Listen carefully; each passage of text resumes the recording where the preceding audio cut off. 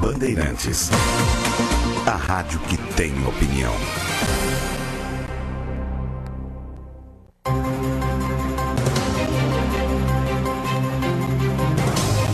Repórter Bandeirantes.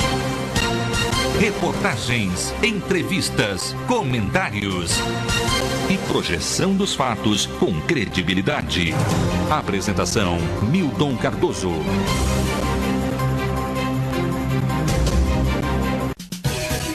Rio Grande do Sul pode ter temporais e ventos de até 100 km por hora nesta terça-feira. 17 mil reais mensais eram repassados a Jardel, afirma ex-chefe de gabinete. Ministério Público de Contas tenta impedir posse de Marco Peixoto no Tribunal de Contas do Estado. A agropecuária crescerá 9,4% com safra recorde, diz Farsul. Evento no Palácio Piratini celebra os 80 anos da Associação Rio Grandense de Imprensa. Moradores da ocupação Bela Vista prometem parar Porto Alegre nesta terça-feira. Governo do Estado homenageia ex-governador Pedro Simon. Luiz Felipe Silveira define o novo presidente do Tribunal de Justiça do Rio Grande do Sul. Ministério Público Federal denuncia Bunlai, Vacari mais 9 por corrupção. Ex-dirigente da Ingevix é condenado a 19 anos de cadeia. Brasil tem IDH pior que o Sri Lanka, Venezuela e Cuba. Estaleiro no Rio de Janeiro fecha as portas e demite 3 mil metalúrgicos. Em manifestação anti-Dilma, só 19% esperam boa gestão de Temer. Ministério Público move ação contra a gestão Alckmin e Sabesp. Ministra do STF nega a volta de Pinato à relatoria do processo contra Eduardo Cunha. E Estado Islâmico ordena a morte de bebês com deficiência. Barack Obama relata avanço contra Estado Islâmico no Acre e no Iraque e pede apoio de vizinhos. No Acre é bom, né? E pede apoio de vizinhos. Os principais destaques do que você acompanhou pela Rede Bandeirantes nesta segunda-feira, 10 horas e 10 minutos. Pois bem, meus amigos, os brasileiros já informaram o que não querem. Dilma e o PT no poder. Se o impedimento for decretado pelo Congresso Nacional, assume o vice. É do jogo, né? Mas o que vem junto com Michel Temer, hein? Ah, eu sei. Vem Sarney, vem Renan. O pacote do vice inclui... Será que inclui o Eduardo Cunha também? E quanto ao resto da banda apodrecida do condomínio? O PSDB unificou-se em torno do impeachment. Beleza. Mas ajudará a resolver os problemas ou lavará as mãos assim no dia seguinte? As pesquisas informam, meus amigos, que a sociedade continua irritada. Ao longo de 2015, os poderosos da nação revelaram que não estão entendendo o que se passa. Com você que paga a conta que está aí do outro lado do rádio.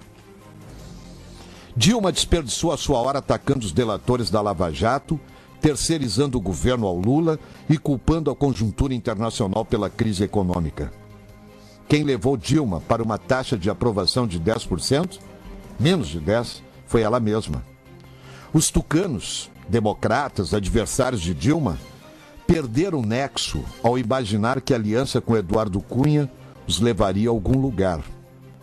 Ao exagerar no cinismo, os antagonistas da presidente comportaram-se como crianças, sabe, professor André, que brincam no barro depois do banho.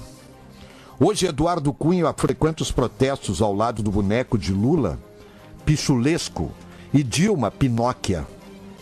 A aposta na mentira e no ilusionismo deriva do desespero, mas obedece a um cálculo político preciso. Sabe o que ela disse assim, ó? Dr. Ricardo Guimarães?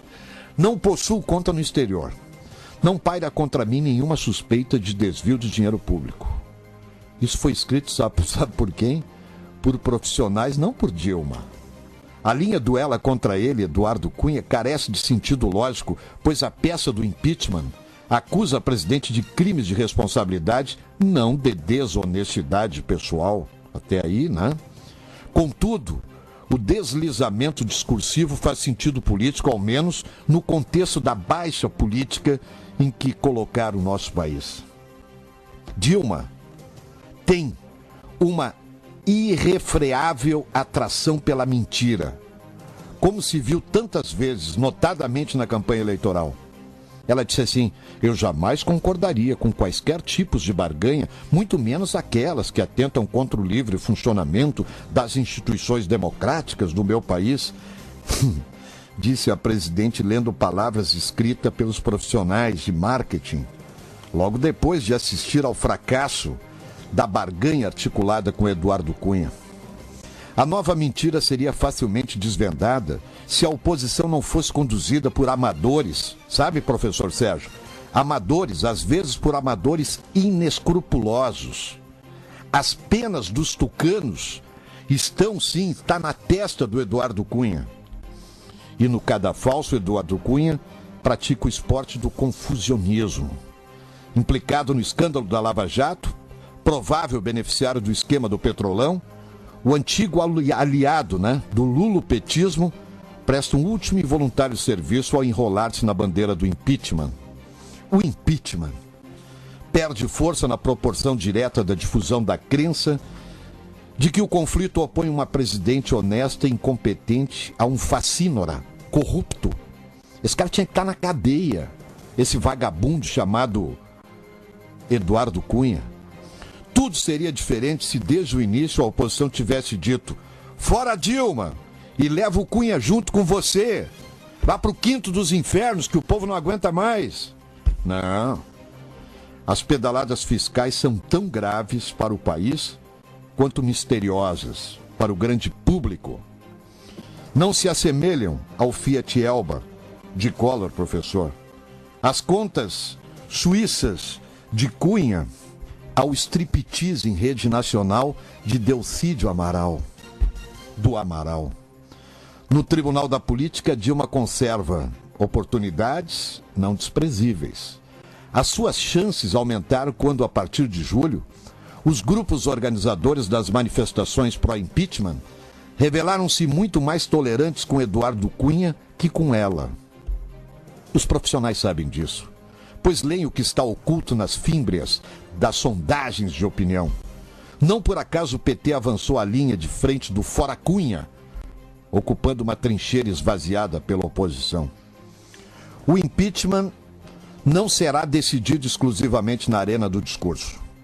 Há uma economia que afunda. Da Lava Jato esperam-se revelações sobre as relações entre a Petrobras e a campanha eleitoral da presidente e do Aécio Neves também.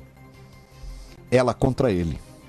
Não é uma varinha mágica capaz de dissolver o espectro que ronda o Planalto, mas é tudo que tem um governo que abandonou o país para cuidar da sua própria salvação. A verdade é que estamos mergulhados num verdadeiro caos político, econômico e social. Esse momento, doutor Ricardo Guimarães, lembra a música do Chico Buarque. A nossa pátria mãe subtraída em tenebrosas transações. Estamos acompanhando neste final de 2015 o bloco do Sanatório Geral. O vice-presidente é decorativo, a presidente sempre pareceu decorativa e o eleitor se sente decorativo, pagando a conta, mero figurante nesse samba atravessado. E aí eu volto ao Chico Buarque. A letra do antológico Vai Passar, composta ao fim de uma página infeliz de nossa história, a ditadura militar.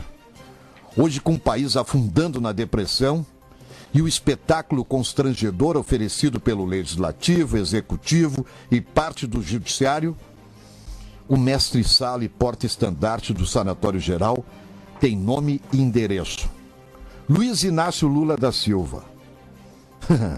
Lula, nesse final de semana, desabafou, desolado sobre o clima de ódio contra o PT, acrescentando que hoje não tem mais condições de ir com a mulher a nenhum restaurante do país, nem em São Bernardo, viu, professor Sérgio? Não. Sabe por quê? Lula mente até quando diz a verdade. É verdade que há um clima de ódio contra o PT e que Lula não tem peito para sair na rua. Mas ele não é um homem de hábitos modestos, professor André, que deseja apenas levar a mulher a um restaurante em São Bernardo. Sabe por quê? Ele, um pau de arara que chegou em São Paulo, hoje mora numa cobertura com piscina. Ele tem um triplex de 2 milhões de reais no Guarujá. Ele tem uma fazenda reformada pela UAS e registrada em nome de Laranjas. Ele viaja de helicóptero para Angra dos Reis. Ele pega jatinhos particulares da Odebrecht para fechar negócios bilionários no exterior. Lula está desolado, porque teme ser preso e perder tudo isso. Luiz Inácio, Curitiba é uma bela cidade, eu conheço. Olha, é muita disfarçatez. Até quando, hein?